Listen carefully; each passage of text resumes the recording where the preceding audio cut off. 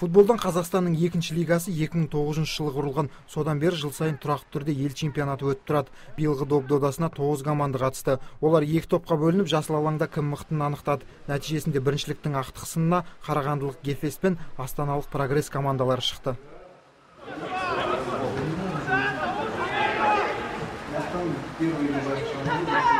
С 10 по 18 Біріншіліктің бәсекелері 10 қыркүйекте басталған. Бүгін міне ақтық кездесу өтіп жатыр. Матчтар Қазақстан футбол федерациясы бекіткен ережеге сай жалғасуда. Ойыншылар мен бапкерлер тарапынан тәртіпсіздік орын алған жоқ.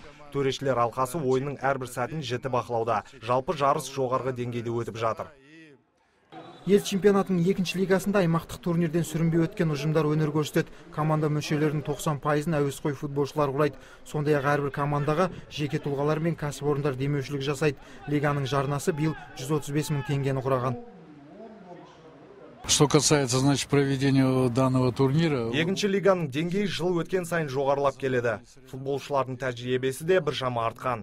Мәселен, ақтық сынға шыққан кез келген ұжым бірінші лиганың командаларына лайықты қарсылық таныта алады. Турнирдің жеңімпазы бірінші лигаға жолдама алады. Сондай-ақ олар әуесқойлар арасындағы УЕФА лигасында ел намысын қорғайды.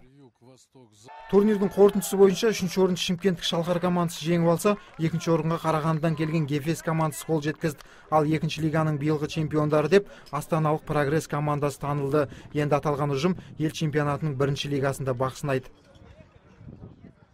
Дайындық қиын болды. Осы мақсатымыз 1-ші лига болды. Осыған арманданып мақсатымыз жеттік. Енді Құда қаласа 1-ші лигаға дайындаламыз. Командалар бәрі жақсы дайындалған. Қарағанды, Көкшетау, Шымкенттің командасы да жақсы. Енді біз задача 1-ші лига болғасын ойнадық. Жігіттерге рахмет, басшыларға рахмет бәріне.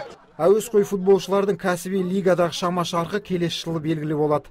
Жанболат Мелсұлы, Андрей Любицкий, ТВК телеарнасы.